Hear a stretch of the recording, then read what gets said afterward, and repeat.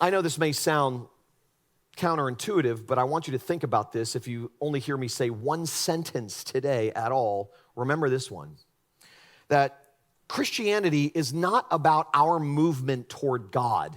Christianity is about God's movement toward us.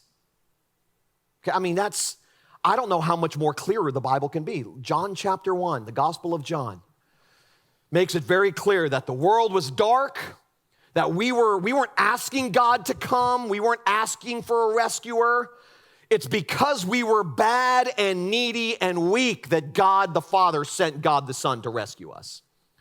Later, the Apostle Paul says, while we were yet sinners, Christ died for us. Throughout the Bible, we see this all the time, week in and week out here, that throughout the Bible, we always see God taking the initiative, God moving toward us in our badness and in our weakness, not our moving toward God. Our relationship to God is not fundamentally based on how well we can move toward Him, but how certain it is that He's moved toward us. Job's friends were compounding Job's suffering by telling him he had the power to rescue himself by doing more, trying harder, and getting himself clean. That's where Job's friends went wrong. They missed grace altogether. Altogether.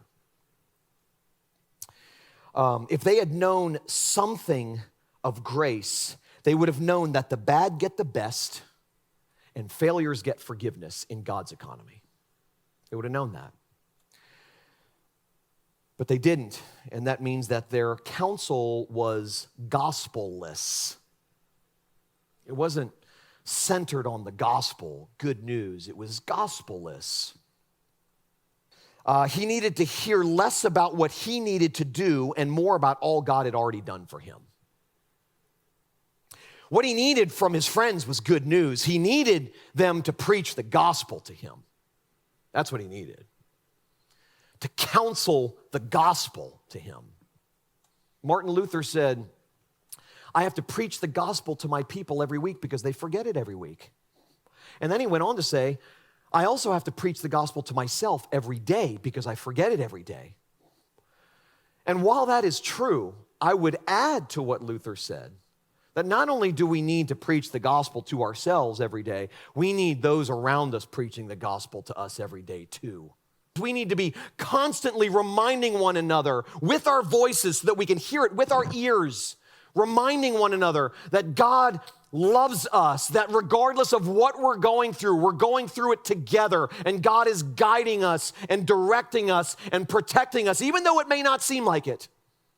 That God is doing something. He's working for us, and He's working on us, and He's doing things that are good.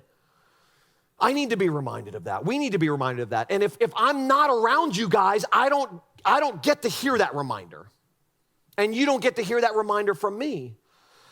There is no substitute for face-on-face community. None. That's why I've said for a long time now that Christianity is not just Jesus and me, it's Jesus and we. We may never fully understand why God allows us to suffer in the ways that we do, but it's not answers that we ultimately need. It's God. It's not relief that we ultimately need. It's God. It's not a problem-free life that we ultimately need. It's God. It's not that we need certain things to go a certain way that we ultimately need. It's God when things go the wrong way. We need God. And Isaiah chapter 41, verse 10 reminds us that we have God. Yes, we need Him, but it's a need that has been met. Our need for God has been met by God. We need Him, and He's delivered Himself to us. And Isaiah says it beautifully. Fear not, for I am with you. Be not dismayed, for I am your God. I will strengthen you.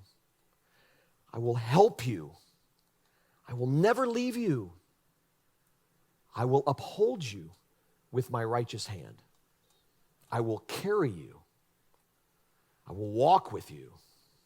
I will be with you. The hope of the Christian faith is not that God will rescue us from our pain and suffering in this life. It's that he will be with us in it. The cross shows that so clearly.